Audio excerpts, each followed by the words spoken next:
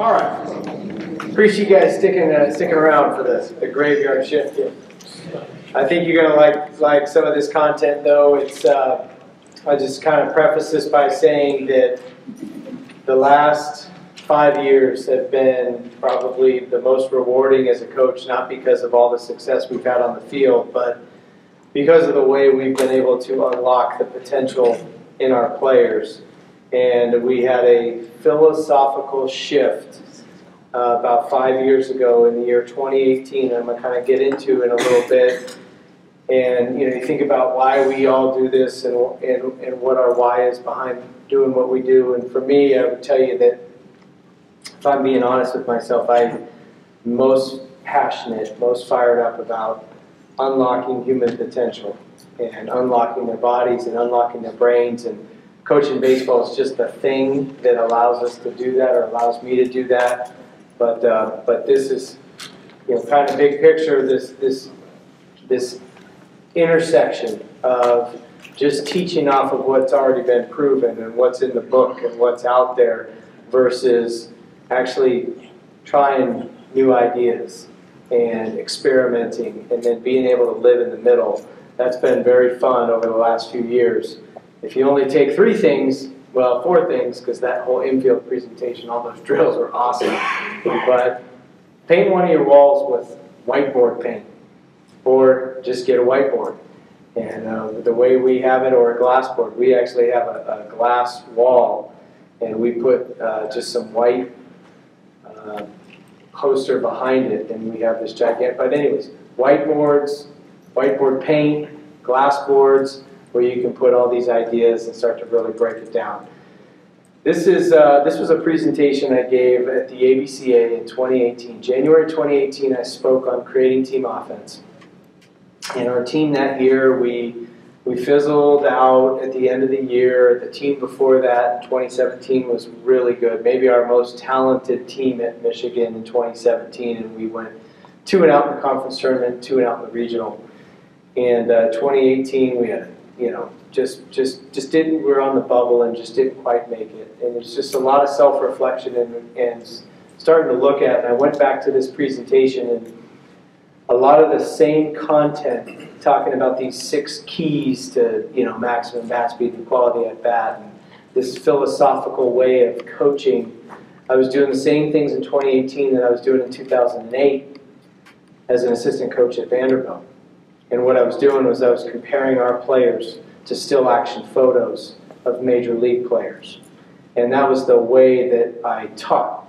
Well, look at this guy and look what he's doing in this brief moment, this still moment in time. And it just came to the realization that, hey, get some new ideas. And not that this isn't any good. I'm not going to say, hey, you got to erase all this. But we kind of did. And we got completely away from that model. And in going and getting different ideas, got the opportunity to sit down with Jeff Albert, with Doug Latta. And the journey and the travels actually led me to the golf world. In the golf world, Titleist Performance Institute was founded by a guy named Greg Rose, who's one of the smartest guys that I've ever met. And golf has this philosophy that there's not one way to swing a golf club. There's actually a million ways to swing a golf club, but there is one most efficient way, and it's based on what you can physically do.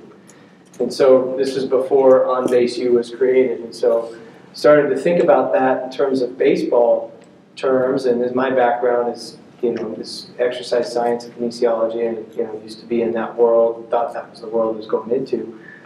I was like, man, that's really smart. And start looking at, why is golf so far ahead of baseball? Well, golf's so far ahead of baseball. TrackMan started as a golf company 40 years ago. And launch monitors in golf are been going on since the 80s, and we've been hitting on launch monitors in baseball, really mostly prevalent within the last 10 years. But golf doesn't have owners. Nobody owns Phil Mickelson. So they don't have owners. So what they have is they spend all their money on R&D. And so they have perfected this idea of unlocking the body and spending their energy and spending their time in doing that. So it goes back to this slide again. Now here we are, 2023, and we have all this data. We're so good at diagnostics, right? Your players go and they hit in a Rapsodo, or they hit for a TrackMan, or pitch for a TrackMan. It's like, you know, your velocity is this, your spin is this, your tilt is this, your axis is this, and it's like, now what? It would be like if we all had a sore throat and a fever, and we went to the doctor, and the doctor says, "You got a sore throat and a fever." You say, "Yeah, thanks." And let me do a culture. Well, you got strep throat. Thanks for coming in. All right, and that's what it's like when the players go in and they just get a ball diagnostic and tells them what the ball is doing. Thanks. Now what? How do I improve it?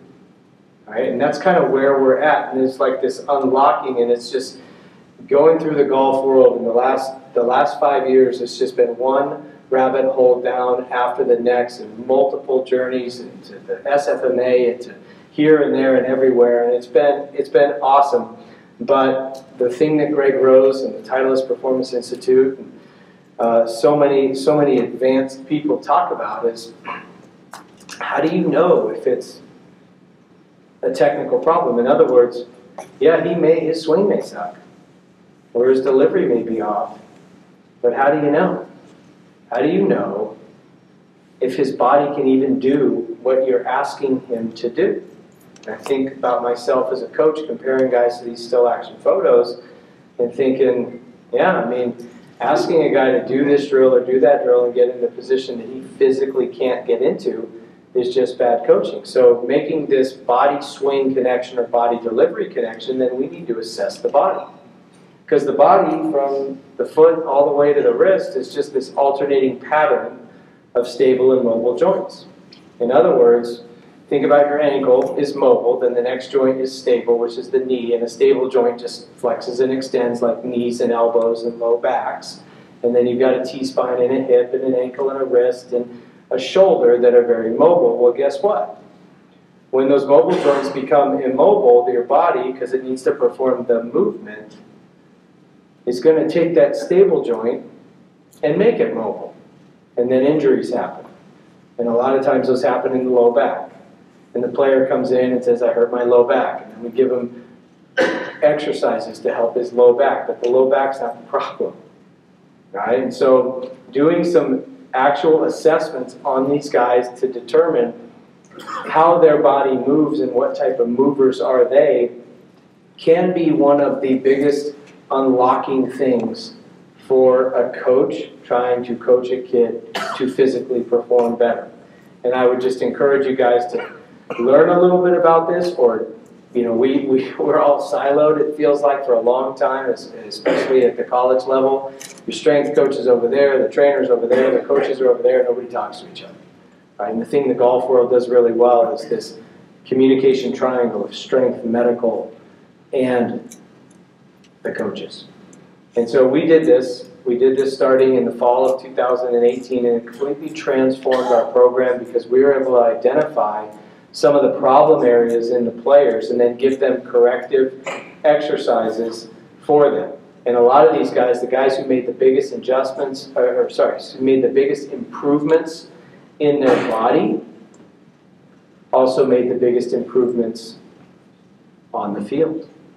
And a lot of the guys who fizzled out at the end of the season because they were fatigued or tired, they were able to have much better stamina and maintain some strength. Here's a real world example. This has really happened. We had this player on the bottom, and just look at how that left shoulder gets out of there real quick. And we would all as coaches say, "You're flying open," right? And he couldn't hit the ball. He would fillet everything to the opposite field. Everything, he hit the side of the ball every time he went to go hit a ball to the opposite field. And this guy hitting with side spin, and we're saying, "Well, you know, you're not hitting the ball hard to the opposite field, so let's do this off-center drill." Well, you know, the off-center drill doesn't work. Okay, let's do the high tee. Well, the high tee doesn't work. Well, let's do the velo machine. Well, the velo machine doesn't work. So we do this shotgun approach, and we're just doing drill after drill after drill after drill to see if something works. And what we should have done is tested this guy's thoracic spine, because he was T-spine immobile. It's not that he didn't want to hit the ball hard to the opposite field. He physically couldn't have a smooth torso turn in his swing. So He's a big physical guy. Mike Trout's a big physical guy. We're saying, you just hit like Trout, right? And Trout, I've never assessed Mike Trout. I don't know how Mike Trout can move, and I hadn't even assessed our guy and didn't know what he could physically do. And just by giving him mobility drills to unlock his body, he was able to unlock his swing. And we got a few more good examples of that. So instead of guessing, don't guess. Assess the body. Have your trainer assess the body. Have some medical professional assess the body and find out where they may have some immobilities, because that may tell you the information you need to help them perform better. Part of Titleist, another opportunity to go there and learn more, was their Power 2 seminar. And this was probably 10 times the light bulb caliber moment as a coach of putting some dots together and learning about power. And when I say power, I don't mean where the ball lands. Okay, talking about power is about the combination of speed and strength. Power is force times velocity. So in our players, we want them to be fast movers, and we want them to have some force behind whatever they're doing, whether they're throwing or hitting. If you play a sport where you put your front foot down and turn, you are a rotary sport athlete. Just the way it is. And the movements inside those sports, whether you're swinging a tennis racket or swinging a golf club or a baseball bat or throwing a javelin or a football or a baseball, are very similar. Those power movements, that energy sources, come from the ground. This is a sport, we play a sport from the ground up, and the first power source is that vertical thrust. When you hit the ground hits back, and it sends this wave of energy traveling up through your body. It then goes from the ground up through your body into your rotary core, out your arms, out your wrists, to whatever you're holding onto, whether you're releasing the ball or swinging the club.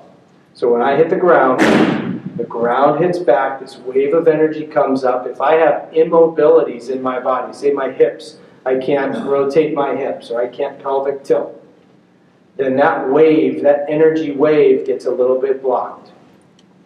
If I have certain areas in my body that are blocking that wave of energy from transferring out, it's going to minimize the power in my body, either the speed or the strength.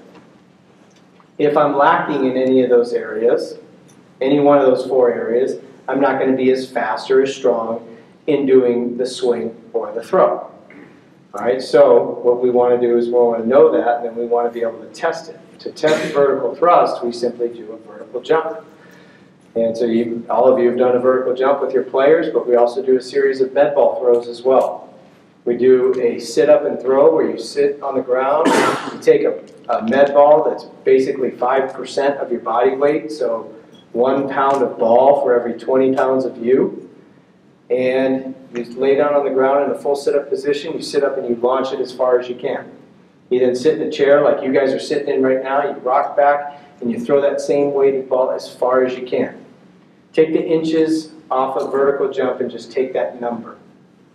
All right? And we want to see if there's a deficiency in that power. So we want 85% of however far you threw the ball with the overhead sit-up throw or the chest pass, and if you're below 85% of your vertical jump number, that's an area of opportunity to either get stronger or get faster. For example, I did this.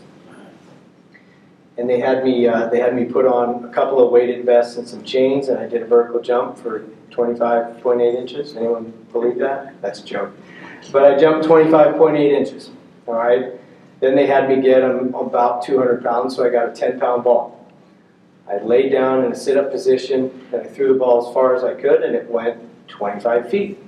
Then I sat in a chair like you guys are sitting right now with a 10-pound ball. I rocked back and gave it with all my might and threw it 17 wimpy feet. And the guy said, well, your seated chest press is deficient. And this is like arm chop power, right? This is this one. And he goes, do you even lift? I'm like, yeah, lift, just benched, you know, like macho guy. He goes, all right, well then it's not a strength problem. He goes, do you do speed-based movements for your upper body? said, what are you talking about? He's like, well, that's it. He goes, you don't train your upper body fast. I said, how do you know? He goes, well, it's either a speed problem or a strength problem, and you're not lacking strength, but you don't do any speed-based movements. And that's true. I never did any upper body plyometrics with med balls. And that's why that was deficient. So very telling, and it allowed some programming.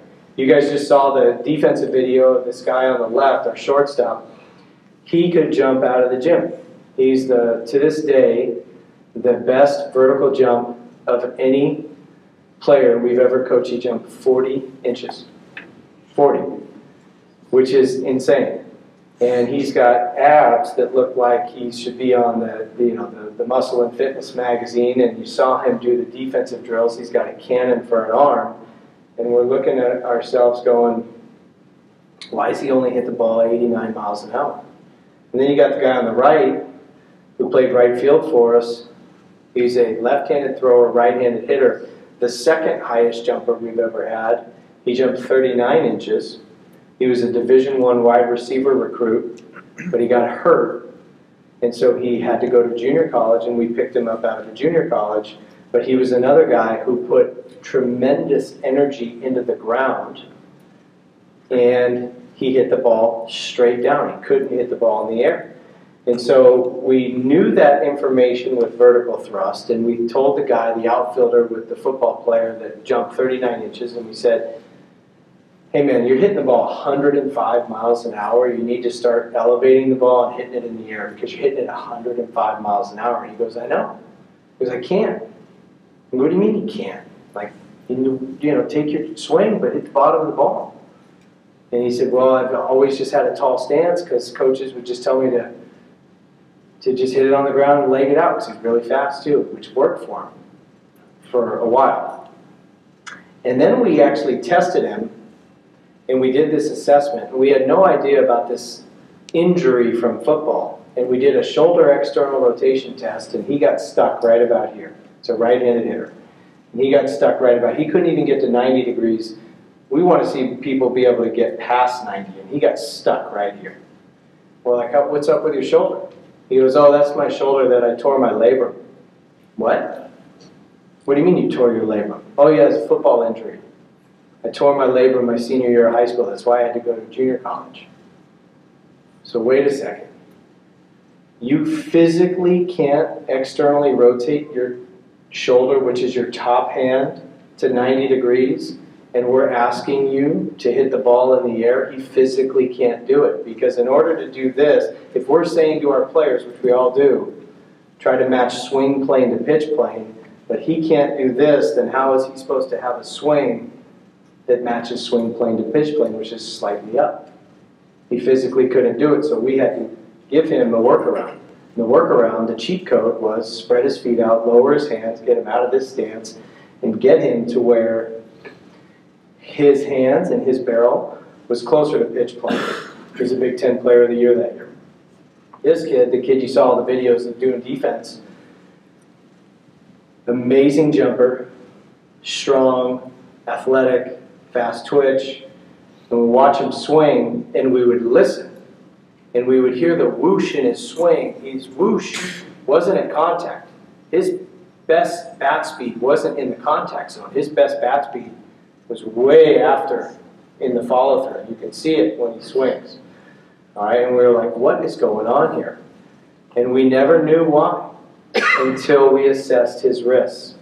And he failed the wrist flexion and extension, he failed the wrist hinge, and he failed the pronation supination. He was wrist and forearm immobile. So what did we do? We gave him wrist and forearm mobility drills, and we gave him a badminton racket. So he could hear with a very, very light racket the whoosh, whoosh, whoosh, whoosh at contact. And this was the coolest, most awesome unlocking thing ever. In 2 weeks, he went from 89 to 98 exit velo, like that. Those are the things. Those are the paychecks. Those are the rewards. All because we just took the time to assess it. So getting back to golf and thinking about vertical thrust, the one thing we learned, number one, the 9 out of the 10 big money guys are the guys who hit it the longest, but there's a small vertical jump. If you watch long drive hitters hit, you'll see their front foot peel off to the left because they're generating so much energy from the ground, it takes them up out of their golf stance, and they graphed it. And we said, you know, that's a cool idea, let's do that too. So we actually took our guys and we converted their vertical jump and their body weight, and just with a formula called the Sayers formula, came up with peak anaerobic power, and then took their peak exit velocity. So what's their vertical jump and body weight, gave us a number, and their max exit, how the hardest they've ever hit it off a tee, off a flip, off a BP, off a game. We just wanted to know what's the fastest, how big is your engine? And we graphed it. And sure enough, the correlation, that's an R squared of 0.41, or that's a high correlation, if anyone knows about R squared. But that was amazing. Our highest vertical thrust power guys were also the guys who physically hit the ball the hardest. So just by being able to train them, because we all do med ball drills and we all do drills where we have them do explosive stuff, but how many of you are doing it where you're really working on ground force? So when you do a med ball throw, do you flex with the front knee, and then as you do the med ball throw, you extend that knee and try to put as much energy into the ground? All right, and there's so many ways to train it, but that was what it was for our hitters, so we said, let's check our pitchers. Same thing, not quite as high of a correlation because they're pitching on one leg. You know, they're on one leg and they go down the mound with one leg, but still a pretty strong correlation. Our hardest throwers were the guys that put the most force into the ground. And then what we found off this graph line is there were some guys above the line. There were guys that put force into the ground but didn't throw very hard. And then you say, why is that? And those are the guys that had one of three things. They had a physical limitation, their delivery sucked, or they had a mental governor. The two guys at the top had an injury, and they just didn't want to cut it loose. If they're below the line, they just need to get stronger or get faster and improve. But the guys above the line, that was pretty telling. You're putting a lot of force in the ground. You're a big-time jumper, and for your body weight, you're generating a lot of force. Why is that? So, pretty cool stuff when the body assessments, the power, and then you can kind of get and play with some of the tech and the gadgets. We love Blast. So Todd Friedholm from Blast is here. I'm sure if he's got a booth out there. I'm a big believer in Blast because the ability to get immediate feedback. We use it as an evaluative tool and a daily feedback tool.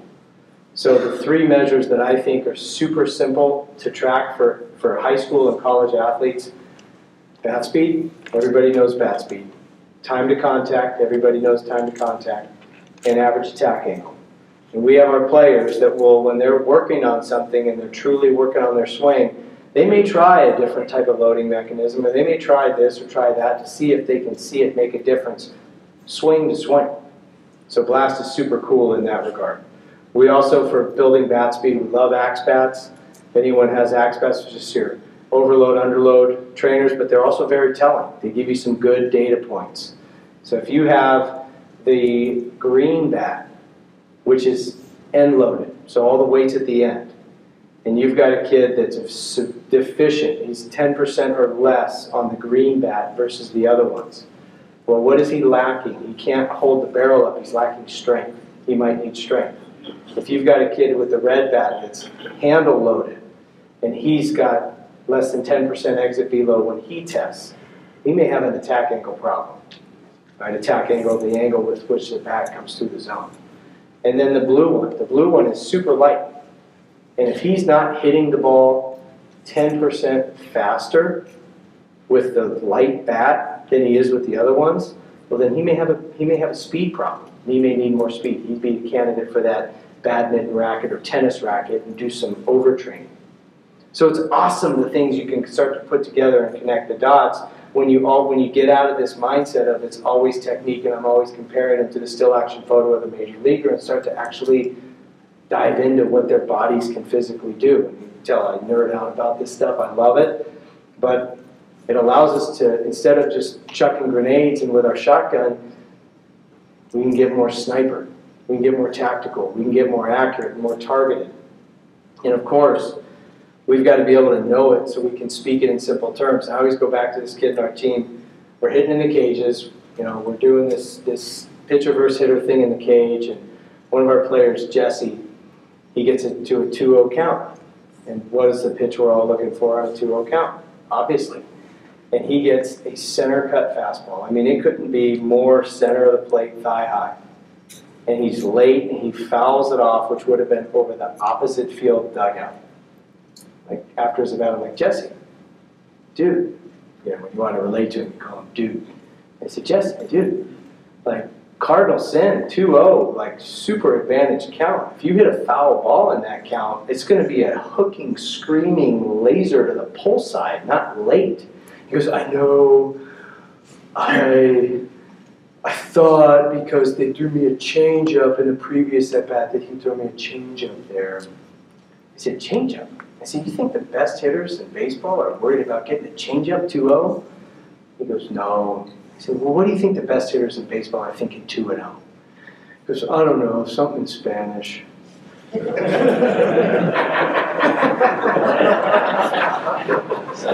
I had to step back. That's honest to God truth. And I'm thinking to myself, oh my God, we're using words like attack angle and launch angle, and they're like exit velocity, and this guy just dropped something in Spanish on me, and you know, so we've got to be able to speak it in simple terms, that pizza, French fries terms. You take your kids snow skiing like we did in Michigan, and they teach you how to stop. They say make your skis look like a piece of pizza, and if you want to go fast, make your skis look like French fries. That's simple terms. That's how these kids can learn. This was actually a text sent to one of our former players who was in a professional organization, and he called me up and he said, Coach, do you know what this means? And he sent me the text that he got from one of his hitting coordinators after interpreting some data. And I said, dude, I have no idea what that means. But that's how some of this game gets communicated when you try to sound smart and speak in 4-syllable words. So we got to be able to be bilingual. Not that we're trying to talk Spanish, but we got to be able to understand the fancy tech stuff, and then we got to be able to speak in simple terms. And if we do that, we can build the engine. And by building the engine, I mean creating some horsepower with our players. It doesn't mean they can drive. Just because you got a good swing doesn't mean you can hit. Just because you throw hard doesn't mean you can pitch. But we want to build that engine so we can build that confidence. And getting into, once you do that, then you can start to play some team ball and have some team concepts that everybody can buy into in a better way, because now they can execute them. And so what we talk about a lot is, if we're going to prioritize a couple of things offensively as a team, we're going to be about scoring runs. There's no such thing as scoring too many runs. We're never going to tell our players, you guys scored too many runs today. All right? Just like there's no such thing as too much bat speed. Bat speed and scoring runs are two things we're always going to chase. They correlate to every level of baseball, from Little League to the big leagues. Everybody wants more. More is better with all of that. So how do you get there? Well, for us, we break it down into 3 buckets. And we call them key performance indicators: plate decisions, quality contact, consistent contact. In other words, plate decisions. Do you swing at strikes and take balls? Quality contact. How hard can you hit it? Consistent contact. When you swing, do you hit it? And then we have some training inputs off of all of that. But scoring more runs and creating more bat speed doesn't mean making everybody look the same. And a lot of these kids will come into a program, your program, our program, and it's like watching 9 independent contractors go up to bat trying to get their Twitter swing off. Right? And we don't want to be 9 independent contractors, because we want to be a super run scoring team where everybody has a job to do to cross the plate. But a lot of these kids, they just don't know. They don't know what type of hitter they should be. One of the ways we help them classify this is just by their speed. Call them rabbits and donkeys. All right? But we want to explain to them that just because you have a nice swing doesn't mean you're a good hitter. And start learning key terms like gritty, not pretty, and not always trying to swing for what looks cool on Twitter, but start thinking in terms of having quality at-bats. If we get our guys thinking about quality at-bats, the batting average and the other stats will start to take care of itself. Now, the QABs are totally subjective by us as coaches, but if you hit the ball hard, you're going to get a QAB. If you have a productive plate appearance, you're probably going to get a QAB. We're all in this world where these kids want to hit the ball in the air. This graph is probably a little bit hard to digest, but if you just think of it this way, if you don't hit the ball 95 miles an hour, you have no business hitting the ball in the air. If you don't hit the ball 95 miles an hour, you have no business hitting the ball in the air. Once you get past that launch angle of 30 degrees, which is the high line drive, now you're just hitting medium fly balls. Look at the blue line go straight down. That's WOBA on the side, weighted on base. That's a stat that we keep as coaches. We don't really want the players to keep that. But the best thing that they should do, if they want to hit it soft, I mean, we've all heard forever, line drives are good. And somehow or another, now we got to explain why. But if you hit it soft, that line drive's going to end up between the infield and the outfield. But if you hit it hard and you hit it 95 or higher and you start to get some air underneath it, then you can turn the outfielders' backs and you can start to slug a little bit more. All right, we use the home plate is 17 inches wide. Whether you play in Little League or you play in the big leagues, home plate is 17 inches wide or about 7 baseballs wide. And we'll number these baseballs, and this is, again, this stuff's been around a long time. Ted Williams has been talking about hot zones and what he looks for and hitting the middle of the plate for a long time. We don't use these terms, speed, spray, gap to gap, or power, but I would tell you every player on our team will stand in bullpens and they'll call out every pitch 1 to 7 in location, and they'll call out pitch type, and they'll call out yes, no. And very simply, we're trying to smash the ball with less than 2 strikes and hit the 3, 4, 5s. And I would tell you that instead of, there goes that Twitter bird again, but I would tell you this, instead of thinking of what are the go zones and this, that, and the other thing, I would tell you we have 2 counts. And this is maybe the most important thing I'll say that you can take with you. We have 2 counts. We have less than 2 strikes and 2 strikes. And at every level, about half of the ABs end up in 2 strikes. And for us, when it's less than 2 strikes, you are trying to get your best swing off and do damage, and you need to know of those 1 through 7 where you do the most damage with what pitch, and you're hunting those. With 2 strikes, that's no longer your AB, that's our AB. That's a team AB. And now you go from trying to smash to trying to battle. You choke up, and you may take your B swing and put the barrel on the ball, but with 2 strikes, it's a team AB, put the barrel on the ball. And wouldn't you know, when they try to do less, they do more, and some of our big power hitters that are notorious for being big power hitters and also strikeout guys hit some of their hardest balls with 2 strikes by doing less. It'll be awesome for them to see that they don't have to do too much, but just framing it as less than 2 strikes is your AB, trying to do damage, 2 strikes, our AB, put the barrel on it. Strikeouts will go down just by doing that. Here's a great chart that, again, when you first look at it, it's tough to digest, but this chart represents the plate, and you got the center of the plate all the way on the far left of that chart. That graph line is run expectancy.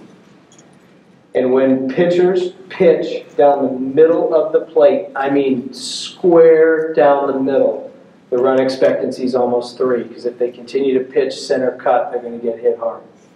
And as they move towards the edge of the plate, which is the dotted lines to the green line, getting into the chase zone, obviously the run expectancy goes down. So pitchers, we know, obviously they want to pitch on the edge. But if you're a hitter, the importance of taking balls, and if you're a pitcher, the importance of not wasting pitches. Look at the run expectancy when the ball that leaves their hand never even comes close to the strike zone. It's a true waste pitch. It's a true misfire. It's a true 0-2 pitch over their head. The run expectancy is higher than if it was center cut down the middle. So if you're a hitter, the importance of taking balls is so huge because of what it does for you and counts. All right? So these are all part of a good approach and plan, but eliminates guessing pitch to pitch, which is what a lot of these guys want to do. You know, getting on base, they all want to hit their way on base, but we want them to prioritize getting on base however they do it, and understand that a walk is better than a chase, and a walk is a victory over the pitcher. And so we set a goal. Part of our game goals offensively is to have that plus minus at even or better, which is like unheard of in today's world, but we feel like if they buy into this team concept, we're still going to strike out. I'm not down on the strikeout. I get it. It's part of the game. But here's a stat for you. If you field 980 or better in college, you're one of the top 10 or 15, whatever that says. You're one of the top fielding teams in all of college baseball. There's 300 college baseball teams, and if you field 980 or better, you're in like the top couple percent. Conversely, if you field 980 in the major leagues, you're the worst fielding team in the big leagues, as it shows right there. So when they see guys on TV that strike out, they got to understand the difference in the game. Putting the ball in play at our level, the high school and college level, leads to runs, because those people don't field like major leaguers do, and putting pressure on people is going to lead to runs. So the importance of being a good defensive unit, like Coach Schnabel talks about, but also the importance of putting the barrel on the ball with 2 Ks and putting pressure on that defense. For us, once we get on base, we have a job to do until we cross home plate. So we're always looking for extra 90s. Here's the run expectancy matrix, and this actually philosophically changed our philosophy on bunting with a runner on first. A runner on first with no outs has a higher run expectancy than a runner on second with 1 out. So don't bunt with a runner on first and no outs, unless you got a good bunter and he bunts for a base hit. Coach Leggett doesn't like when I say that because he likes to bunt. But we'll bunt to move a guy to third. But the point of this is not to talk about bunting. The point of this is to show you that every time you move up 90 feet, the run expectancy goes up. There's no downside to getting 90 feet further. So then you think about some of the cardinal sins of baseball, like making the first or third out at third base, and we simply tell our guys, if you're 100% sure you're going to be safe, then go ahead and get to third with no outs or 2 outs. But you better be safe, right? We talk a lot about extra 90s. We have a goal to get 9 extra 90s in every single game, and extra 90s are all of those on the sheet there, plus there's probably even more, but we prioritize them. Like Coach Schnabel said, we post it. We have game goals that we post. Extra 90s is one of those things that when you can speed another team up and make them play fast, it leads to runs. One of the best compliments that we ever got early in our time at Michigan was someone on a scouting report that we found said, they're better at scoring runs than they are at hitting. It's like, wow, that's really nice, thank you. I appreciate that. Because it's true. We're a run-scoring unit. All right? But again, we got into coaching because we got into the confidence-boosting business. Appreciate everybody spending tonight with us on the graveyard shift. Best of luck to you guys this season. Look forward to getting to know every single one of you and recruiting all your players. Now let's grow, baby. Have a great play.